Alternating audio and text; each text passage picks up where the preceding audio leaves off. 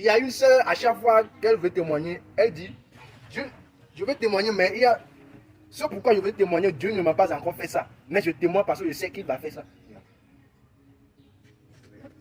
C'est pas que quelqu'un me comprend. En fait, ça, moi je dis, le plus gros niveau d'un témoignage, ce n'est plus le témoignage, c'est la foi. Parce que quand quelqu'un vient devant vous et puis vous parle de ça, cette personne ne témoigne plus. Cette personne vous demande sa foi.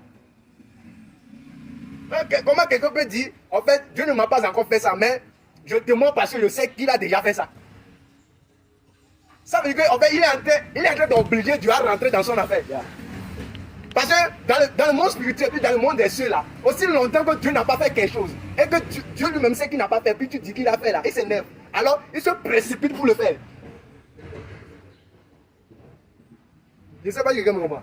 Parce que Dieu n'aime pas être menteur aux yeux des hommes. Non, ça veut dire que si tu dis à Dieu, Seigneur, actuellement, je ne me suis pas encore marié, mais je rends grâce à Dieu parce que je me suis déjà marié jusqu'à ce que la bague au doigt. Dieu dit, caille. Il vient de dire ça, donc je dois me précipiter. La Bible déclare que Dieu court derrière sa parole pour l'accomplir. Donc ça veut dire qu'à chaque fois que tu déclares quelque chose qui concerne Dieu, Dieu court pour l'accomplir.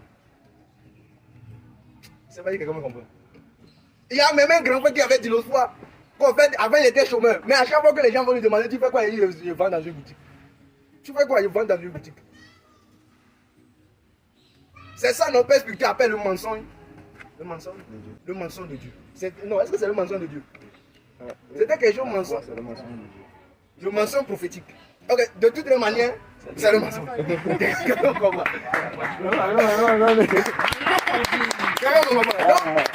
Le grand-père dit à chaque fois qu'on lui demande, oh, moi je vois, oh, en réalité, lui-même sait qu'il est chômeur.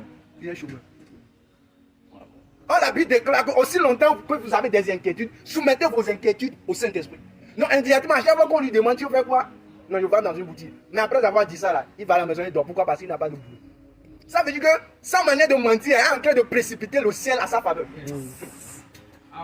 Ça veut dire que vous venez de dire même mensonge prophétique. Je reconfirme, sinon c'est un mensonge prophétique. Parce que aussi longtemps que tu n'es pas visionné, tu ne peux pas mentir comme ça. Ça veut dire que tu dis ce qui doit arriver dans le temps qui n'est pas encore arrivé.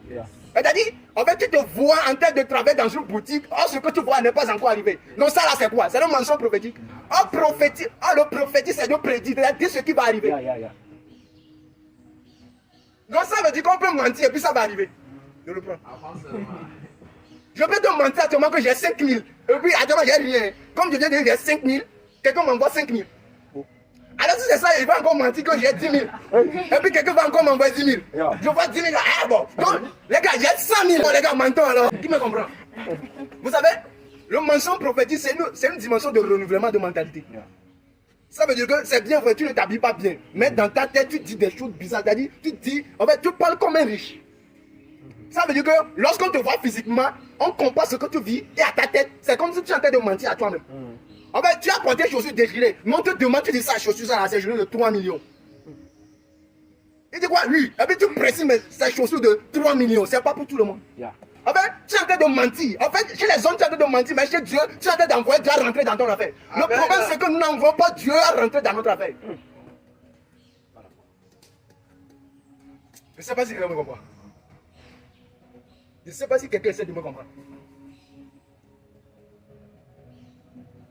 Et puis bizarrement, vous avez remarqué qu'après, quelqu'un l'a appelé, puis bizarrement, il a eu travail dans la boutique. Et je suis sûr que lorsqu'il va encore commencer par mentir, ce qu'il va dire, ça va arriver. Amen. En fait, le problème, c'est qu'on arrête de mentir. Quand tu commences par mentir, et puis tu vois que ce que tu viens de dire comme mensonge t'est arrivé, il ne faut pas arrêter, il faut mentir encore. Parce que remarquez même bien, Paul a parlé d'un mensonge dans la Bible. Paul dit, si je mens pour la cause de la gloire de Dieu, est-ce que ça, là, on va encore appeler ça mensonge? Non, ça veut dire que Paul est en train de dire qu'il y a un mensonge qu'on appelle le mensonge de la gloire. Il y a un mensonge qu'on appelle le mensonge de la gloire. Donc le mensonge de la gloire n'est pas un péché.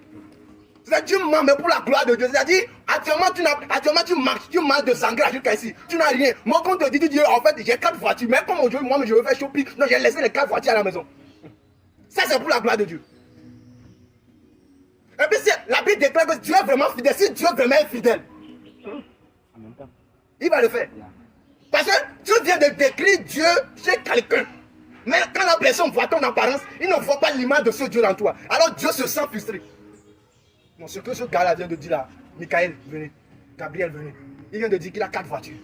Mais ce jeune homme qui n'a pas encore reçu Jésus là, il est en train de voir comme si je suis en train de mentir. Or, je ne suis pas un homme pour mentir, ni un fils de l'homme pour se repentir. Ce que ma bouche dit, ma main l'a compris. Alors rapidement, vous savez, la main de Dieu, c'est quelqu'un. Rapidement, Dieu délègue quelqu'un.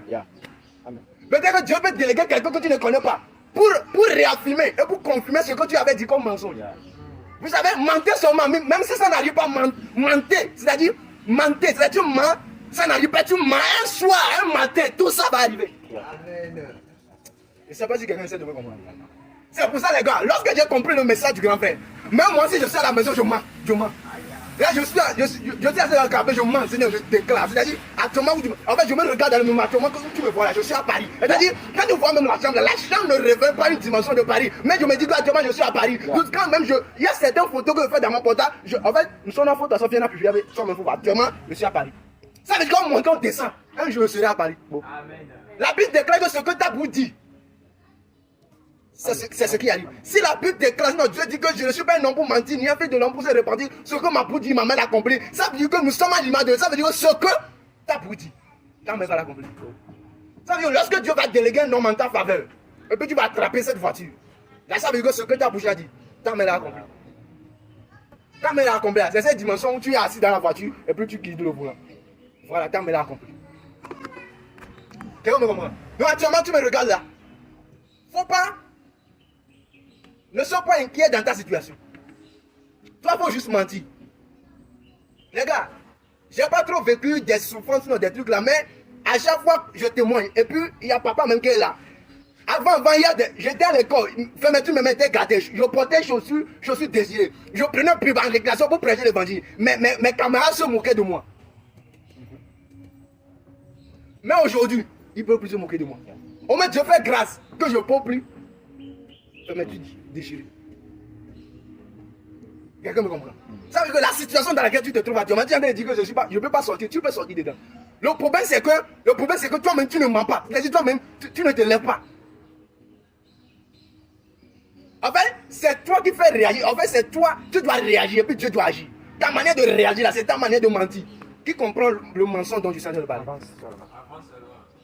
Tu dois te lever.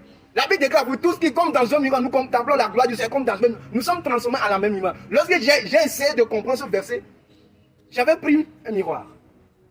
Une délingonne. La Bible déclare que nous sommes esprits, car nous sommes faits à l'image de Dieu. C'est ça, non? Donc ça veut dire que, en fait, la Bible même déclare que j'avais dit que vous êtes des dieux, mais cependant vous mourrez comme des hommes. Mais ça ne néglige pas le fait que nous sommes dieux. Quelqu'un me comprend? Donc, j'ai pris le miroir, une délingonne. Je suis devant.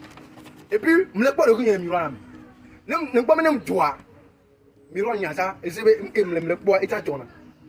Je ne sais pas le miroir. Je ne sais pas le miroir. Je ne sais pas le miroir. Je ne sais pas toucher, mais je ne sais pas toucher. Je ne